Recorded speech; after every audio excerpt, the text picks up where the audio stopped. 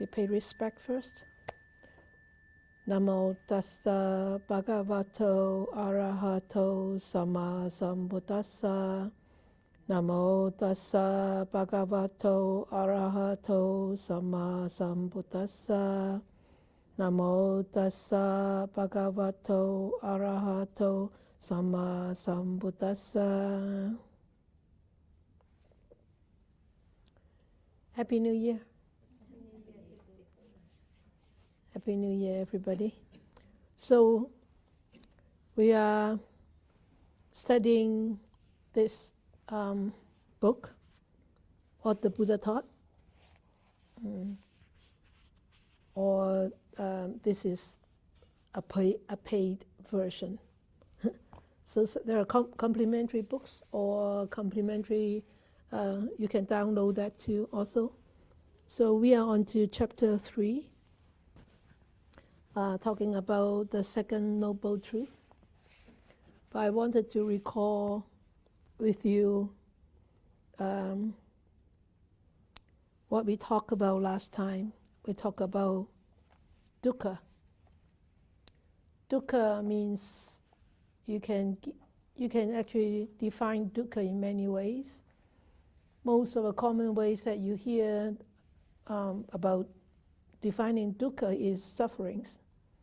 But that is really not a very complete or a good definition of dukkha.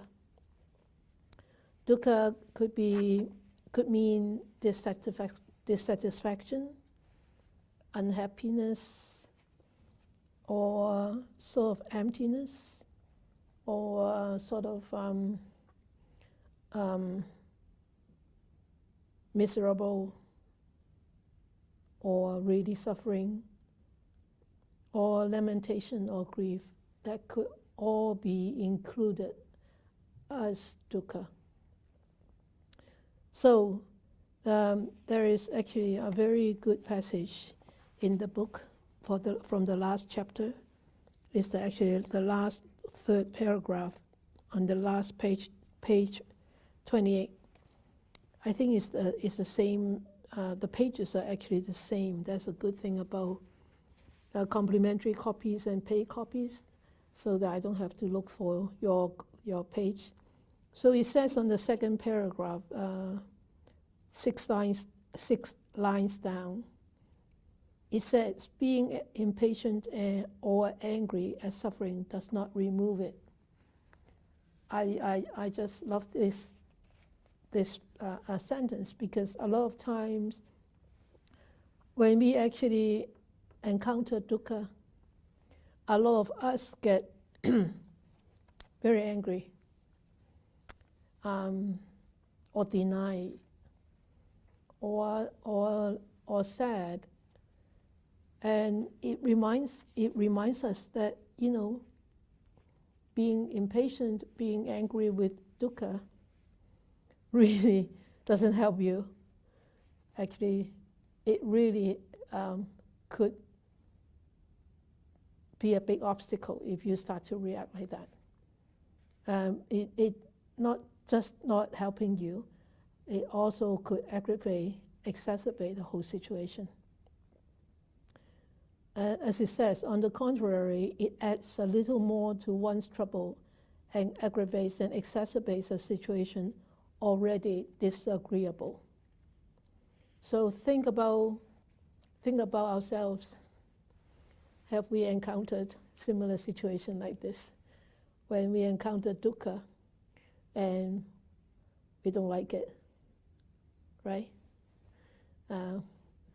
We get unhappy, we become unhappy, and sometimes we cannot actually contain the unhappiness, and we are so generous, we spread it out. You can have some, you can have some, you can have much, you can have much. Yeah, I'm still holding the big share, but you can have some of my shares, So we are actually very generous in that way. Because why? Because we are not mindful, and the mind is not balanced. So that's why it creates so much confusion, conflicts, and more dukkha. So what is necessary is not anger or impatience, but the understanding of the question of suffering, how it comes about, and how to get rid of it. Here I don't really like the word of get rid of it. I think abolishing, eradicating has a little bit more positive sense in there. Get rid of it is, just dump it. You cannot just dump dukkha. Right? It would be nice if we can just dump the dukkha. Then all of us can have a garbage bin, next to us, and say, "Boom, get rid of it," all the time. That would be nice. That would be ideal and wonderful. But sorry, it doesn't work that way. And how it comes about and how to get rid of it, and then to work accordingly with patience, intelligence, determination, and energy. So this is what I want you to recall about dukkha, that you really sometimes cannot get rid of it. And what is dukkha is really not really just physical sufferings. Dukkha, in a sense, is more of a mental suffering than just physical suffering, because the physical suffering, if one doesn't have the mental reaction to it, if one on the mind is balanced, accepting, or embracing, even though may not be able to deal with it right there, but still, okay, I'm suffering. Okay, I accept it the way it is. I'm suffering. Or I cry. So what? Then you're embracing it and you're dealing with it at that moment. You're not multiplying. You're not exacerbating. Maybe you cry. You think you really, when you cry, you're really not exacerbating it, because crying, the tears can bring out can allow certain kind of chemicals that have relationship with sadness, fear, to actually leave the body. So sometimes crying is really not a bad thing, really. Of course, when you cry, you need to be aware of how you're crying. You need to be aware of all the physical sensations that come with crying. And also you need to be aware of your mental state when you cry. So that is all the extra work that you need to put into besides crying. And that's the difficult part, because a lot of times we forget about those important things. We just remember to cry or to yell or to whatever. So this is some part that I want to bring attention to you is. So, and also right there on page 27, because we are talking about the arising of dukkha today. So we need to know, because last time we actually didn't cover much of chapter 1, but it was good enough. So let's see which paragraph. The second last paragraph, the third line. And the Buddha says, he who sees dukkha sees also the arising of dukkha, sees also the cessation of dukkha, and sees also the path leading to the cessation of dukkha. From here, one sees that the Noble Truths are all connected with one another. We are not just touching on one truth or we know everything. No, we really need to start to look at the 4 truths, and they are all interconnected together. And they are there because of specific reason. And they are there in that sequence because of also specific reason that the Buddha was so wise to put it in that sequence. So when he says being impatient or angry, so what is necessary really, we need to be patient and determined and with a very strong mindfulness to deal with dukkha when it arises. So the arising of dukkha is here, chapter 3, the second noble truth, samudaya. So it's actually dukkha samudaya ariya satcha. So dukkha samudayas, dukkha is suffering, samudaya is the arising. The arising of dukkha, that means how does dukkha come about?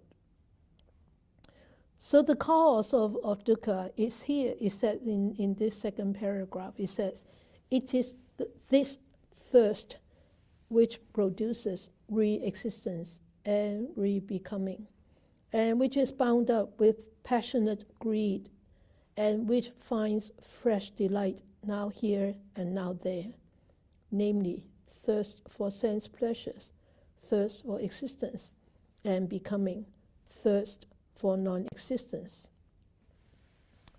So, I hope you have read this chapter. So, I have started off by reading you the second paragraph. So, do you have any favorite paragraph in this chapter, or favorite sentences, and you would like to share with the class? Mind you, actually the Four Noble Truths seems to be very easy. It is really not easy, because once you're able to penetrate through the Four Noble Truths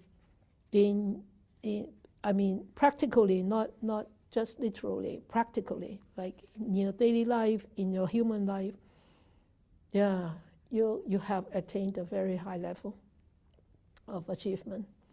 And that's why in the old days, when the Buddha was alive, he didn't start off teaching the Noble Truths. He started off teaching people about generosity, giving, and about sila, morality, and then later on, when people reach a certain level of achievement and understanding, then he will teach the Four Noble Truths. But nowadays, people, when people start to study the Buddha's teachings, right away they go into the Noble Truths, which, I know, there is evolution of teaching and evolution of studying, but still, the Four Noble Truths it's not as simple as it looks, as it sounds. No, right? Rory, you shake your head. Do you want to share something? I do have a lot of things underlined here, and some of them are from the first time I read it. That was like 10 years ago? Yeah, exactly. But I landed on the... Is it the second time you read it this time? Yeah, oh, you haven't read it in between?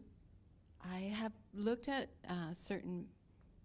part of it? Pages, but I haven't read the whole thing. I see. So what to choose? I'm going to choose the very last sentence. Page 34. As long as there is this thirst to be and to become, the cycle of continuity goes on. It can only stop when its driving force, this thirst, is cut off through wisdom, which sees reality, truth, nirvana. Yeah. You can see when the thirst is cut off, one actually attains nirvana. That means total liberation.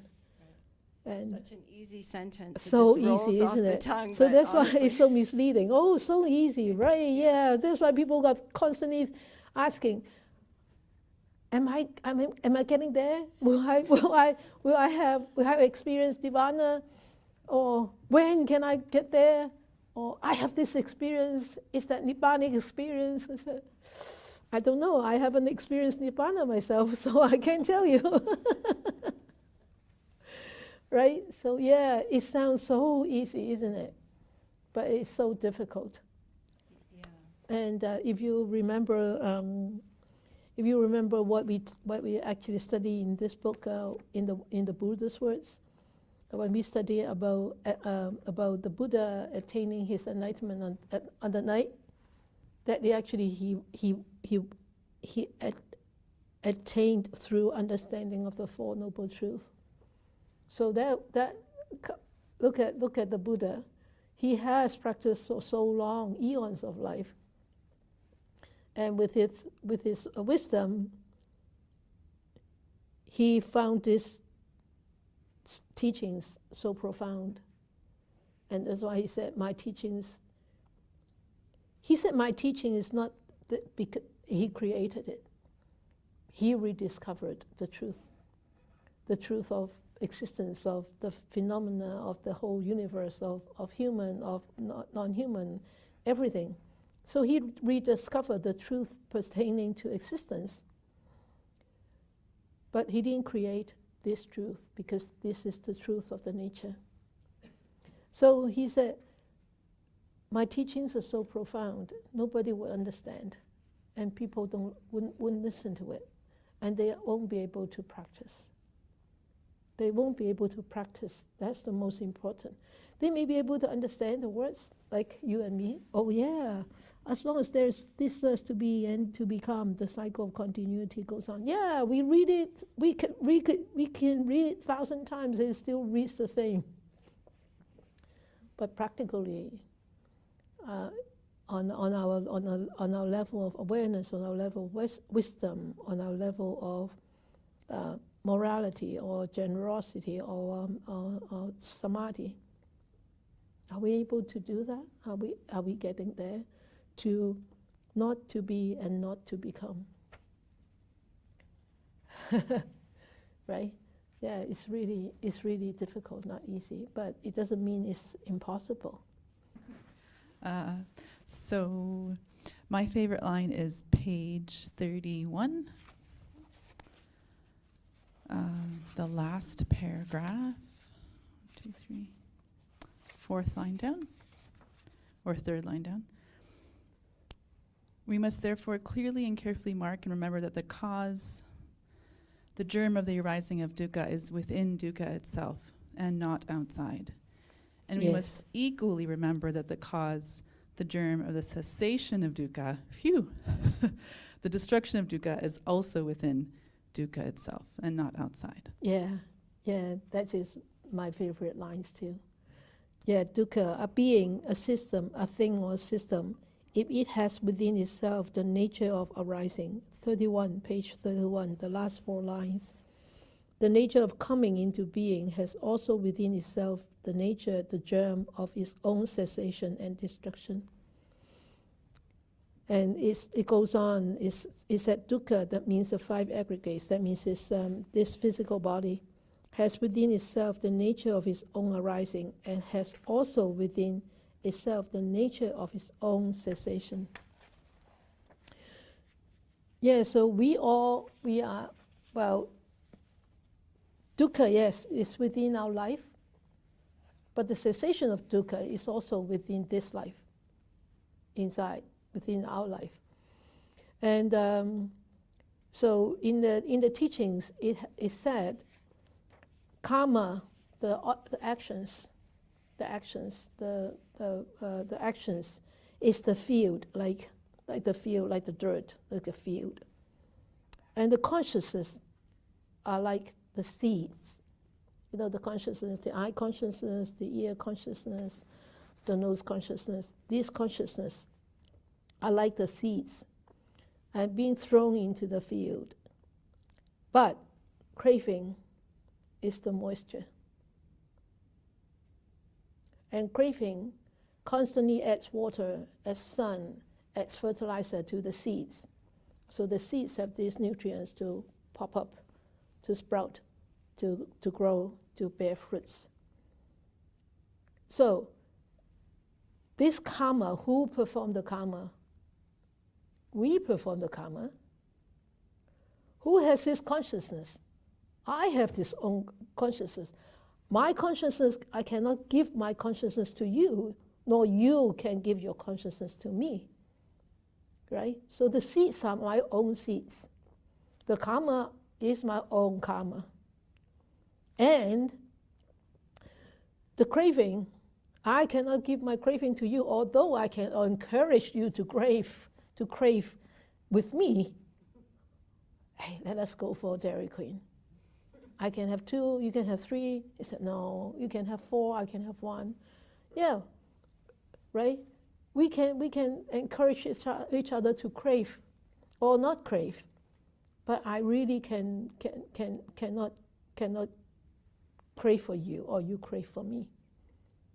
So this is what it means, right? It's all in there. It's all in us. And whether to be liberated or to be entangled is all in us too. Nobody can do it for us. So that's why I remember in the Dhammapada, forgot the Dhammapada today. Who is the master of the karma? Yeah, we are. We are the master of our own actions. We are the carrier.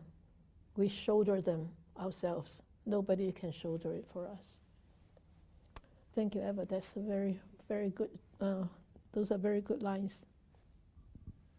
Thank you. So, when it talks about within itself the nature, the germ of its own cessation and destruction, is that the idea of impermanence? And if that we can be mindful enough to just observe as that's arising, that if we are patient enough, it will cease anyway because that's its nature? Is that's what it's? It's not just impermanence. It's also a dependent arising, dependent origination. Conditions for it to arise and conditions for it to cease. So So the impermanent is the nature of its existence.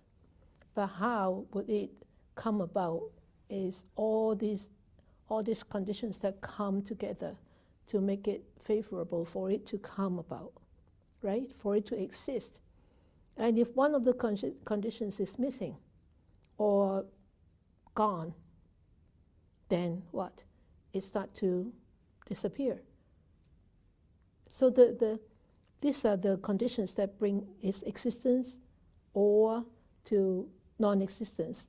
But the phenomenon that is displayed through this is impermanent, right? And then in daily life, as dukkha arises, and in my own life, I would say it is mostly the mental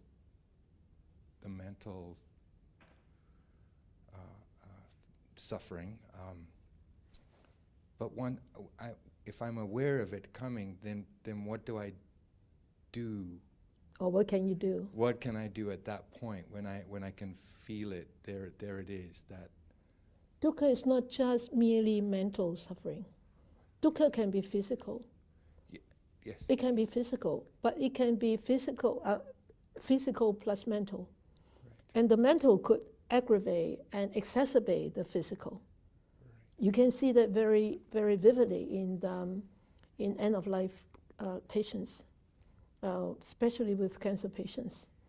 Yes. If the mind is not balanced, if the mind is not quiet, if the mind is not accepting the pain that caused by the cancer, the pain could be unbearable. Even high dosage of morphine will not be able to handle that pain.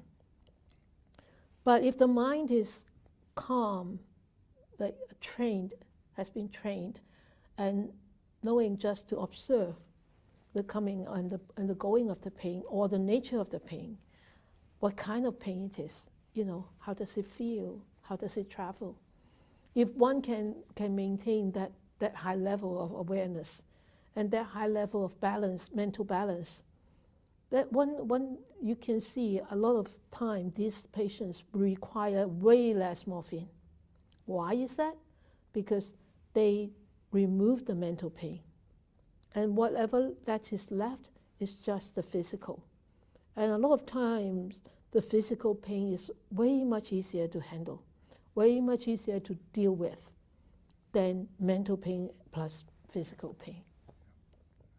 Right? Thank you. Good? Yeah, okay, great.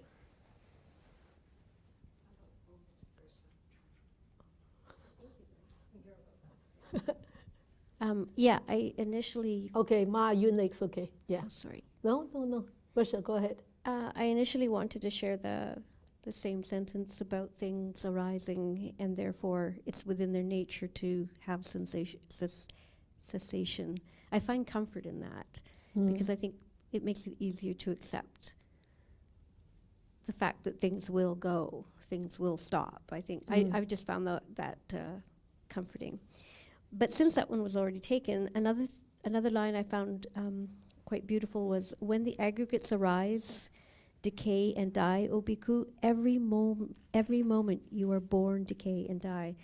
So this idea that we're a series of movements, and every moment is like a moment of rebirth.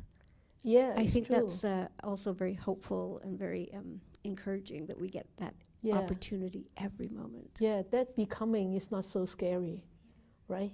And sometimes that to be or to become could be scary. Especially, let us go back to take an example of seriously ill people, dying people, is a lot of times also the unknown of the future. Where am I going? Where am I going to die? How am I going to die? After death, where would I go? All these unknowns, nobody would know. Nobody has died and come back to tell us, hey, come on, you think about this and you'll be there, you think about that, you'll be there. No, nobody, right? We never had experience of people who have died and come back and tell us all these stories. We don't. So and then all these unknowns is such a misery, and unknowns could stir up the pot of fear a lot. Fear. And that, as you say, wow, this, never mind, this moment to moment, to become, I want to become more stable, more embracing, more accepting, and more positive, and looking at the end of life. Then that's becoming. It could be a wholesome becoming rather than an unwholesome becoming. A positive becoming than a negative becoming, right? Yeah, great. Okay, Ma from Zoom. Thank you, Shifu. I just thought about a question. It was just, as you mentioned earlier, about comments like a field, and our aggregates is like seeds, and the thirst or the craving. It's like the moisture. Is like moisture, like nutrients. Yep. And I was just wondering, what is the thirst or craving what is that manifested in our life? We want to drink, or we want to do something. What is this? What is that ultimately? Is that a sensation? Is that a thought? What is that ultimately in our day-to-day life? Oh, I see what you mean. So for example, the thirst. I run a marathon, and I want some water, right? Then that is the bodily needs, right?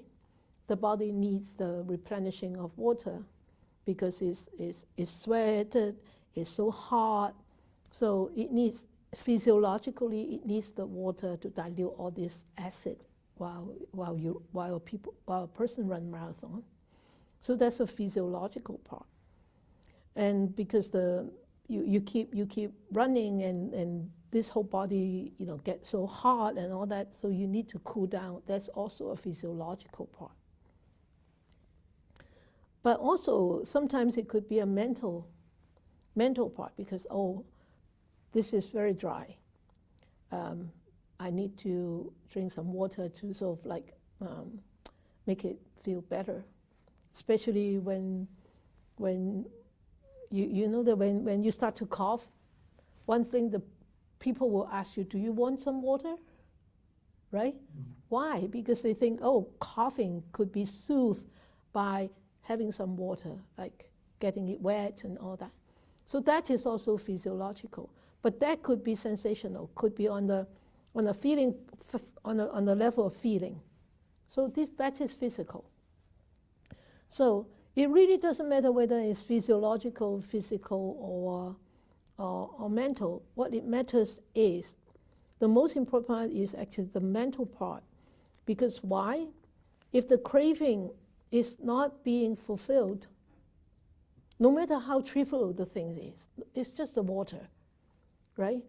And if it's not being fulfilled, then there will be a becoming. The next becoming, what would that be? What do you think that would be? Well, it's a dissatisfaction, so Yeah. look forward order. Yeah, and then what Rahula said, it would start to be being impatient or angry, right? So I don't get the water. Hey, where is the water? Can somebody get me some water? I'm dying, thirsty, I'm dying, thirsty. I remember there is a story in the Lotus Sutra. It talks about this thing. The Buddha was leading a whole group of people going towards the goal. And halfway, people back out, and more people back out. And then the Buddha, using his supernatural power, actually created an image. Remember? What? It's like a place of rest. Exactly. Like beautiful resting place with water, with fruits and trees and everything. And then told the students, it comes, there it is. Your water is there, your fruits is there, your resting place is there. Let us go. Let us keep on walking. Let us keep on going. And people thought, wow, because they saw it, right? They saw it right there. And so they kept walking, they kept pursuing. And this is an analogy analogy is, during this path of practice, we encounter a lot of difficulties. We will encounter a lot of challenges, whether it's from outside or whether it's from inside. It's actually mostly from inside. The inside, and the inside, outside. That means you project, right? And so those challenges would easily, what? We say, oh, forget it. I'm not going. It's too tough. Come on. I better have some fun in life. It's too much. No, right? I give up. Okay, you can go. You can go to listen to Sister Jessie. It's no problem. You go and you enjoy. I'll go there and I enjoy myself out there, right? So that's it. That's the way it is. The craving is the moisture. Ma, I hope I explained clearly. Good. Yes, Good. thank you. Okay. Anybody else?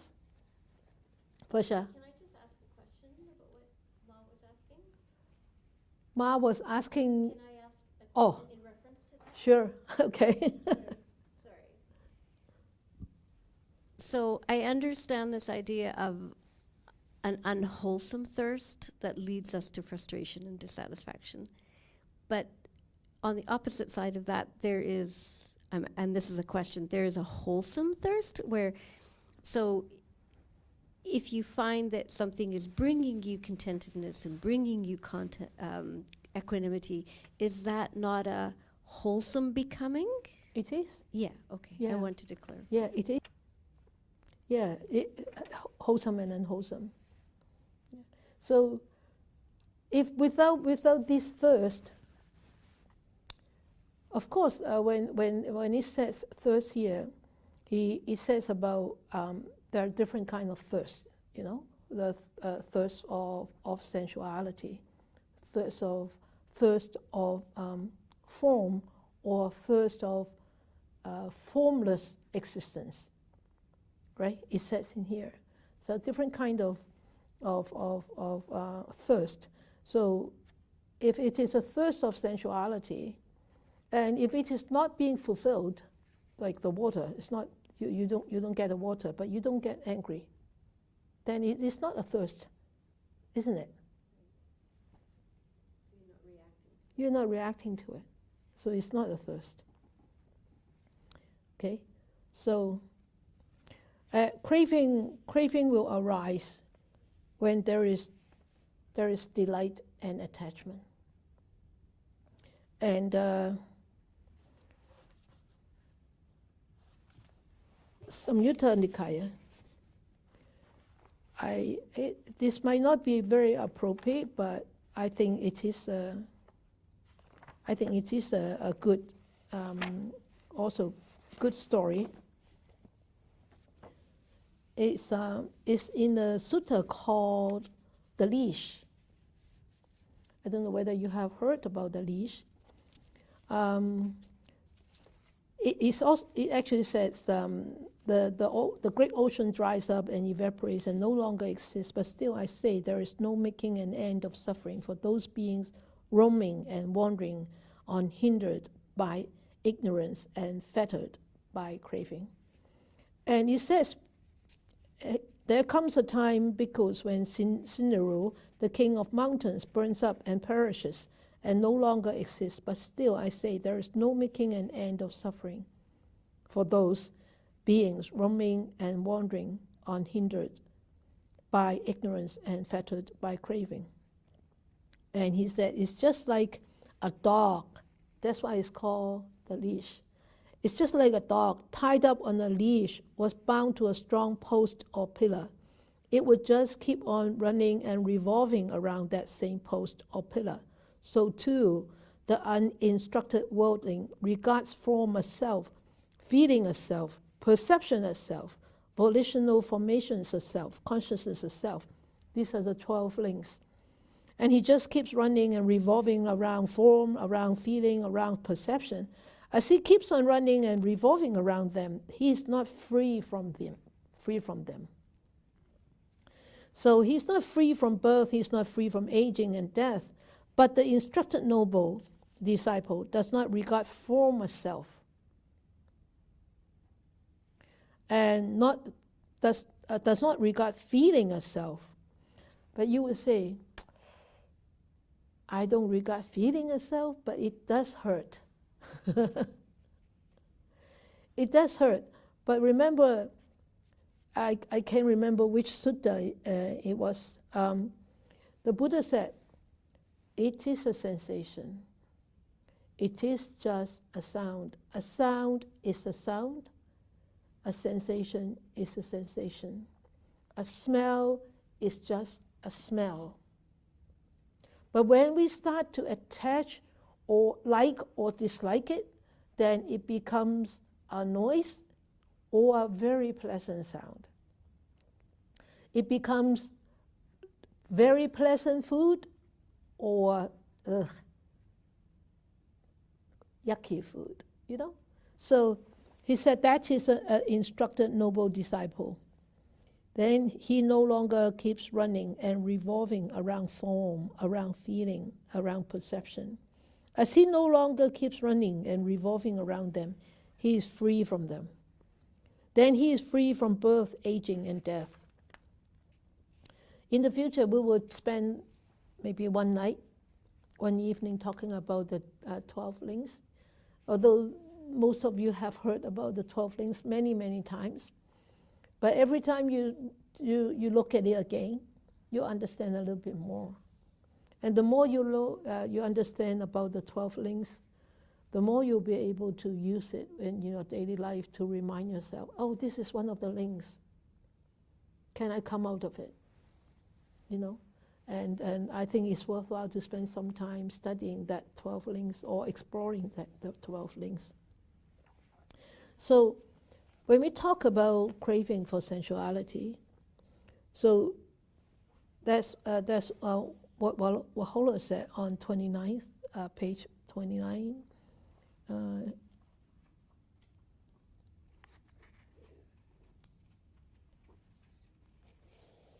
Yeah, the thirst for the second paragraph, thirst for sensual pleasures. So this refers not just to sensual pleasures, but more to the mind's fascination with thinking about and planning them. So a large part of these sensual pleasures lies in the fantasies that we use to beautify, to playing it up and to play up the pleasures that we will have or we have had in the future, and what we want right now. Oh, because I have had this experience with sensual pleasures in the past, now I start to fantasize and try to play up that similar experience again. So this is actually like inciting some desire for more pleasures now or in the future. That's craving for sensual pleasures, sensuality. And then the craving for becoming is craving for becoming is bhava. In Pali term is bhava, B-H-A-V-A, bhava. So this is actually an act of taking on a self-identity. A self-identity in a particular existence. For example, in Canada or in the States, it's very common nowadays. People identify themselves as men or as women or as non-binary. So that is the self-identity part. In this particular world of existence, the word self means any sense of who you are, finite or infinite, and form or formless. So this second part, thirst for existence, and then the thirst for becoming. We talk about that, and the thirst for non-existence. That means the thirst for formlessness. Some people say, "Okay, I don't want to be reborn as human being anymore. I want to go up there to the Diva's world." Or, whatever. Diva's world is considered to be formlessness, right? Or the health realm is formlessness. But here, like Goldie has a form, I have a form, the cat has a form. So we have this physical form, but some people crave for formlessness. And that could also be, craving for annihilation.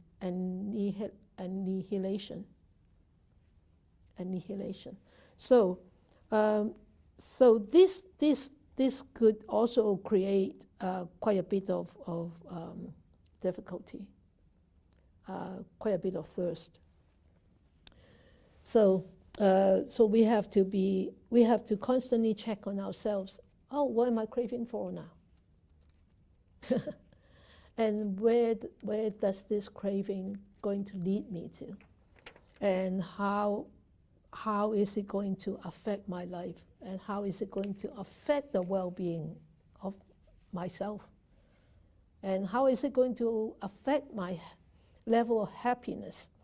So when you go back to the thirst for sensuality, you will start to see any happiness that you get from this kind of craving for a form, craving for formlessness, craving for sensuality. The happiness that you get from these kind of craving is very short-lasting, and it is a lot of time it is not very fulfilling. It could be fulfilling just momentary.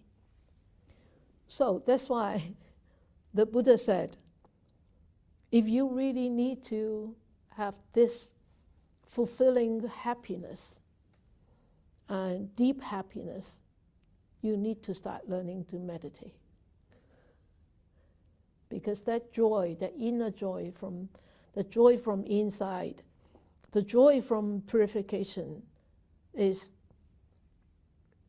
infinite, is boundless, and it can be only experienced by that person, himself or herself.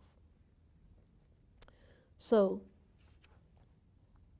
you are going on the right track by meditating, but you need to adopt that into your daily life, your practice, the life in the practical daily life living.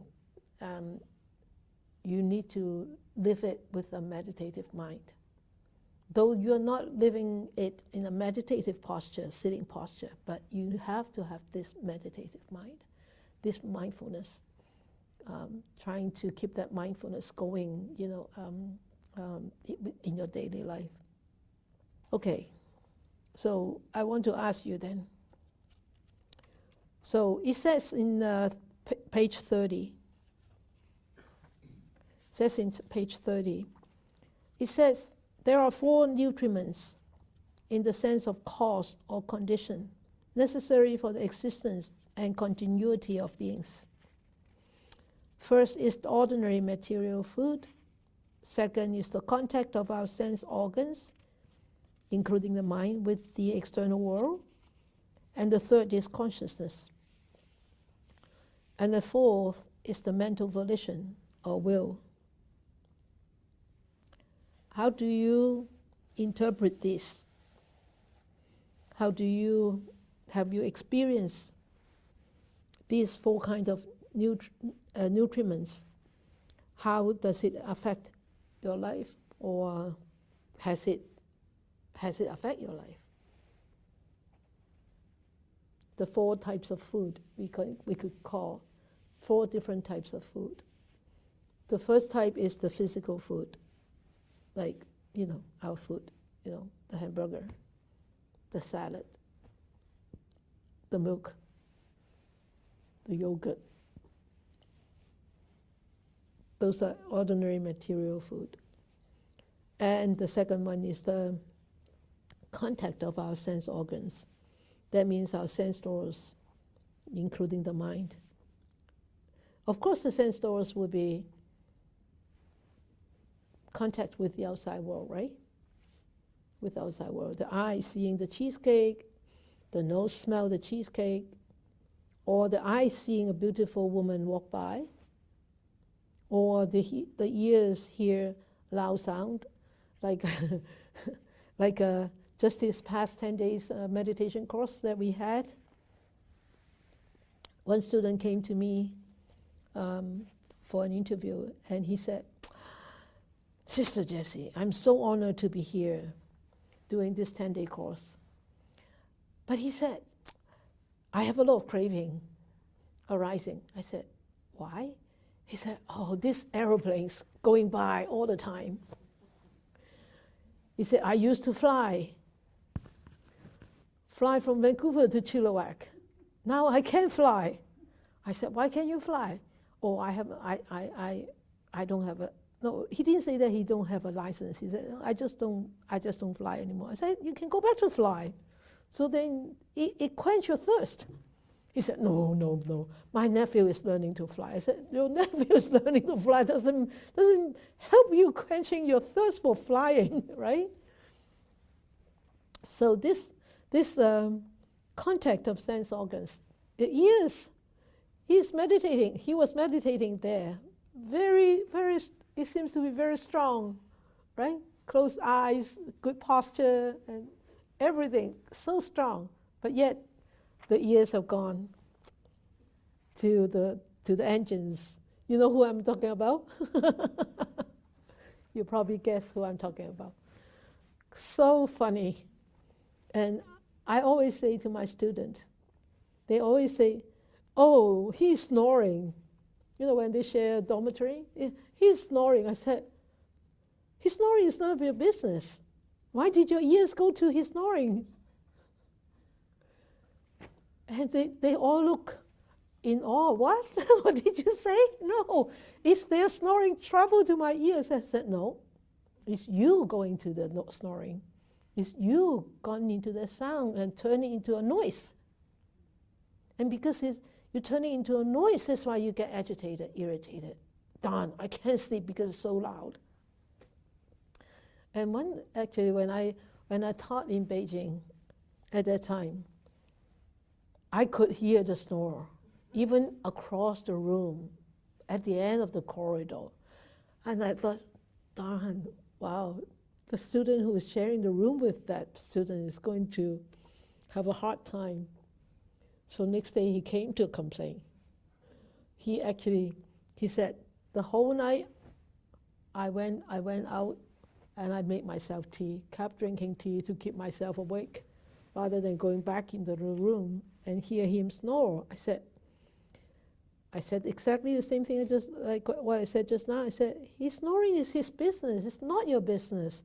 You should close your ears. He said, close my ears like that? I said, no, just shut your ears. Shut your hearing, the sense doors. Just close that door. He said, just close that door? How can I close my ears? I said, try. Try to close your ears. Try to just be aware of that sound and not being agitated, irritated by that sound. Just go back to your breath.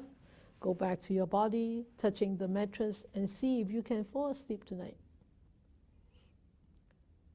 And the third day he came to me and said, I slept last night. I said, did you fall asleep before he started to snore or after he started to snore?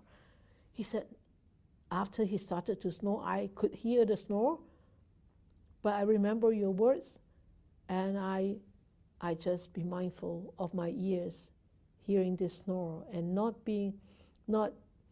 judging that sound. I said, wonderful, that's great. And at the end of the course, he actually apologized to the student in his room. He said, I'm sorry, I hated you the first night because the snore. And the student said, I'm so sorry, I should have let the teacher know that I snore.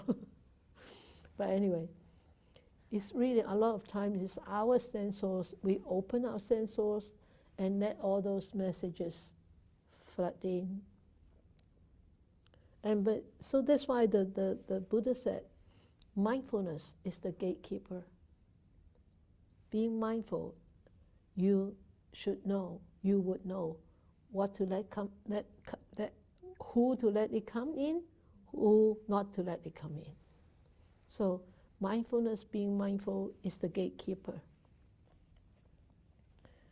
Okay, so that's the ordinary material for the contact of our sense doors with the external world. And then the consciousness.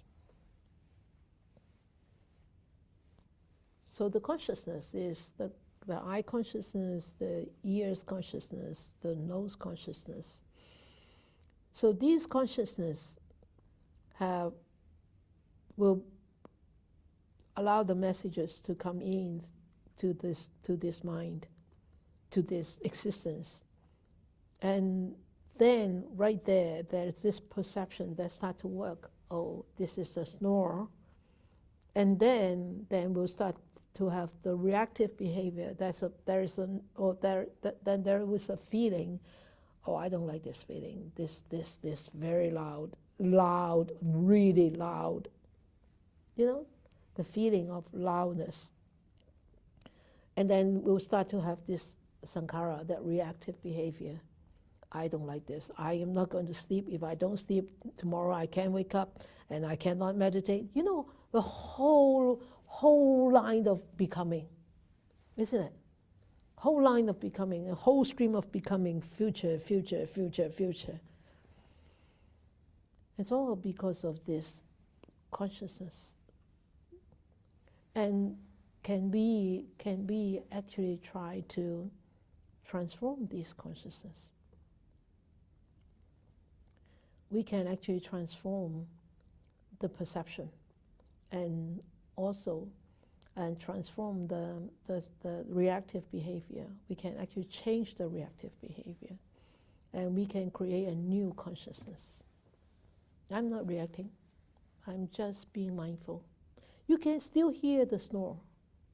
So that sense source is not completely blocked.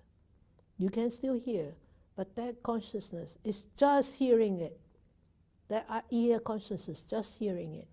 And the mental consciousness, just knowing that there is this snore and it's not multiplying the irritation, not aggravating it, not exacerbating it. So that's the third type of food. And the fourth type of food is the mental volition, or the will. So the will to live, the will to exist, the will to not exist, the will to continue, the will to discontinue. This is mental volition.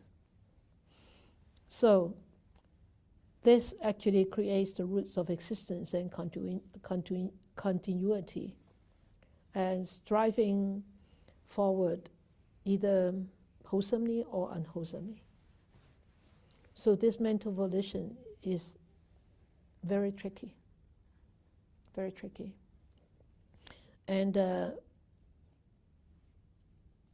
when people commit suicide, they have a very strong will at the time to die. That's the mental volition. But when people are in dear situation, they have a strong will to survive. That's also mental volition. So what kind of food are we going to feed our mind? And what kind of food do we feed ourselves? Then we will see what kind of becoming we will experience. If every day you keep on eating like heavy food and cheesy food and dairy, a lot of dairy food, and you're bound to get all blocked, right? So you're bound to, that's becoming, that. But because this habitual behavior, that we can't just let go of those food, but eat less, right? So you need to learn, you need to know. You need to learn by your experience. Yeah. Sifu, it's making me think about a couple of days ago, I learned that a person I knew very well in the past that I don't have contact with now, ended his life with MAID. Yeah. And so, so I have been thinking about this volition and the consequences for him, or I don't even really understand, to tell you the truth.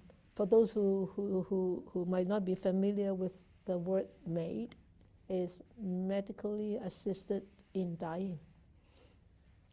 It's called MAID in short form. And so, a close friend? No? Yeah, many years ago, yes. Oh. Yeah. It could hiccup. It could cause some stir up in your mind. Yeah, well, because they don't like dukkha. Who likes dukkha? But they cannot accept dukkha. They think that, and also because they think that after this life, there's nothing. And annihilation, there's nothing. So why bother to go through this pain? Might as well end it, right? So I don't want this pain. Well, I won't. There won't be me, because a lot of times with this, I think people do not believe in rebirth, do not believe in life and death is actually a cycle. That's why it's so interesting to really to learn about that dependent origination, because You can see this life is a cycle. Whether this life or next life or past life is also always a cycle or circle. So there's really no way out unless you find a way out in one of these links and you cut it out. And cut it out not by ending it sooner, because that is karma, right? And I was going to say that the theory of karma is the theory of cause and effect, and of action and reaction. So when he chose mate, it was a reaction to his present situation, his physical situation, and it is. And this karma is a natural law, then he is actually working against the natural law, and which has nothing to do with the idea of justice or reward and punishment. Every volitional action produces its effects or results. And it also said somewhere in here, there is no such person as a God or a higher authority that governs your life or governs your being, your becoming or your being. It's all by this karma. So yes, I remember I dealt with a patient who chose to have mate also a few years back. That was the first patient I dealt with who wanted to have mate, and when I visited him, he was pain-free for the whole hour that I was talking to him, and he was agile. He was walking around the room, and he even was able to clear his phlegm, to suck all the phlegm out, but he didn't like the feeling of being sick. He didn't like the feeling of loneliness.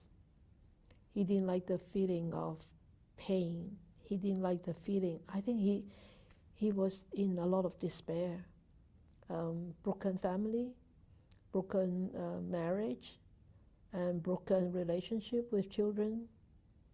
And I think the most important thing is he thinks himself is useless because of this illness. So he said, I don't want to deal with it anymore. I wanted to choose. He was already approved, and then he actually went ahead the week after. So at that time, after that, I was like you. I contemplated for a long time, because he wanted to see a Buddhist monastic. But during the visit, I did not tell him about this cause and effect thing, because I wasn't meant to be there to give a sermon. I meant to be there to support whatever the patient chooses. So it's not about me, it's about him. So he chose mate, and I respect that. But in my mind, I ask myself, should I have talked to him about cause and effect karma, or should I not? I actually thought for quite a few days, almost a week, about that. I struggled with it. I should have talked to him about cause and effect. But this is sort of like a killing himself, because he was able to do a lot of things. But eventually I came to terms. Eventually I actually reminded myself of my role as a monastic, as a visiting monastic, to support a dying patient. It's not what I want to give. It's what he needs from us. So that actually, after that, it actually soothed my whole worries. Everything just balance of. Yeah. You have something to say, Dave? Yeah, I wanted to go back to the snoring. Very, take a mic. Yeah.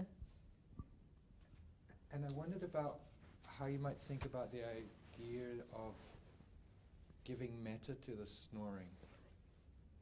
The idea of giving metta to the snoring. To the snoring person. To the person who snores? and also to the irritable feelings that you will be having. Of course. Anytime any student who experiences difficulty, or who doesn't experience difficulties, we constantly give metta. Right. Metta, loving kindness, all the time. Yeah. Yeah. So, Okay. yeah. As a thing to actually do, because I can, the barking dog in the neighbor's yard can be a problem, and I want to give metta to the dog and to the irritation in my mind. And Yeah, you should actually give it to yourself first. To yourself. Give the metta to yourself. May I be happy. Right. May I be settled. Mm-hmm.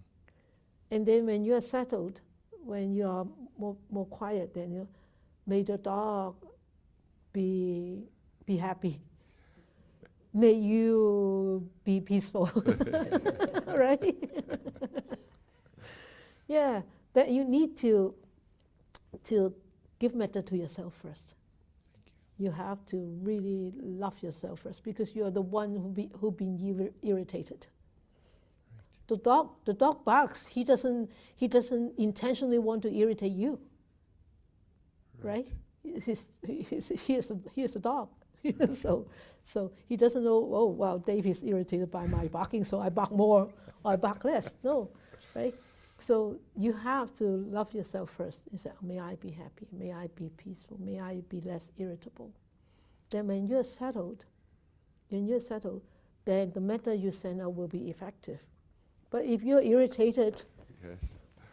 the metta you send out is not really metta. It's like all this irritable energy, like that, right? So yeah, so send metta to yourself first. Okay? Thank you. Thank you. Yes? I want to get back to the mensa, or the maid, I mean, because, see, I had a friend that actually chose to do maid, and because they lost their physical ability to actually move. And they made the decision prior to that, as that progressively got worse, that they would do that. But I also have a brother who just gave up. Yeah. Okay, so he was actually in the hospital. He said, I'm done, Don. That's what he said to me. He said, I'm done. He said, I need to go away. Right? So he chose to just, and so when you're talking about this cause and effect thing, when you're talking about the Dharma, are you telling me there's levels of Dharma? Is that what you're trying to tell me, that, the cause and effect? I mean, I have a personal belief that everybody dies when they choose to die, no matter what. They've expired that life existence in their self in some way or another. That is their karma at that time, And it's time for them to go, right? That's sort of a belief I have. So regardless of whether you choose it on a conscious level or whether it becomes just something that becomes an unconscious level, it's still, to me, it's still. I'm confused. I'm getting confused. You're right in some aspect. Yes, a person dies when it's time for him to go. Done, right? Yeah, when it's done. But if he's intentionally choose the time of death, that is really not. It's time for him to die. He intentionally choose that time. Well, my brother, I mean, a lot of what happens with life and death in our day and age this is all medical. It's based on medical. They keep people alive on machines. That keep them. You see what I mean? So, my brother could have chosen to continue doing other medications. I understand. Things like that, but he chose not to. He chose not to, but he intentionally want to shorten that lifespan, which he may have another day or 2 days, 2 months. Nobody knows, right? Yeah, okay. Nobody knows. But he intentionally shortened it.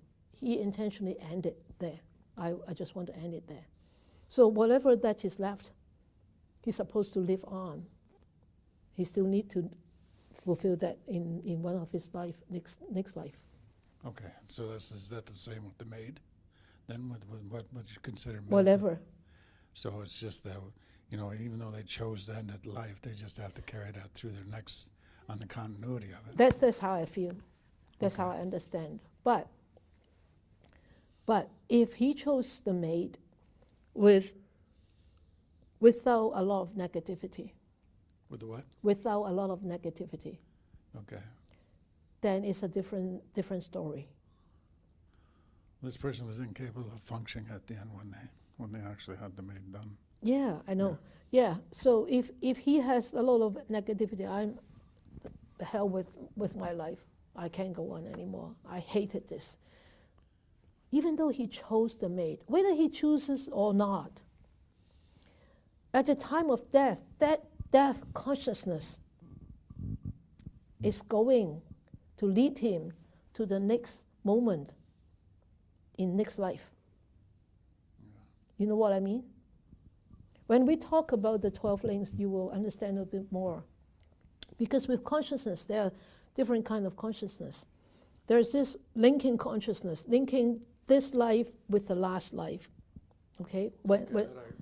That you understand the conception when our mother conceived us, there is our consciousness that is attached to this couple. So that's the linking consciousness, linking the past life to this lifetime, and then this lifetime consciousness that we go on with it, and then that's this death consciousness, the end of this life. The moment this ends, how you end this is how you start the next moment in next life. So that's the death consciousness. So if somebody chooses whatever, maid or whatever, that moment, that consciousness, that mental state, what kind of mental state? That's the most important. It's really not the maid or not maid. It's really at that time, that mentality is the most important. But what if that mentality is at peace with it?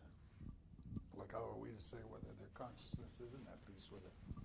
Well, it's only him who knows. They made that decision to do it, and that was going to give them peace. He made the decision, all right, but at the time of that needle going in, that consciousness, that mental part is the most important. Who knows whether there is, inner fear, hidden fear, So hidden anger. Whatever they're carrying at that moment. At that moment, yeah. Well, tanha,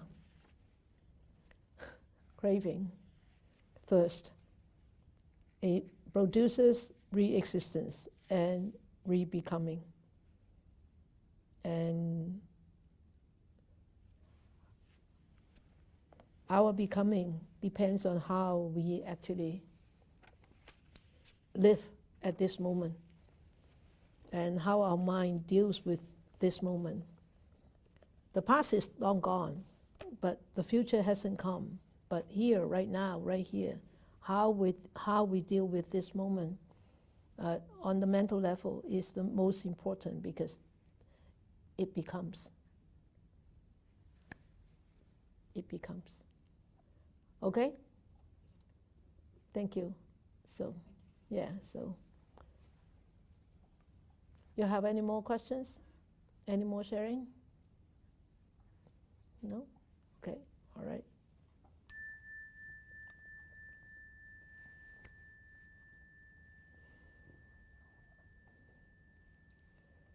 May we share all our merits, our benefits that we have gathered tonight with all beings, visible, invisible, human, non-human, big or small, far or near. May all beings be happy. May all beings be peaceful.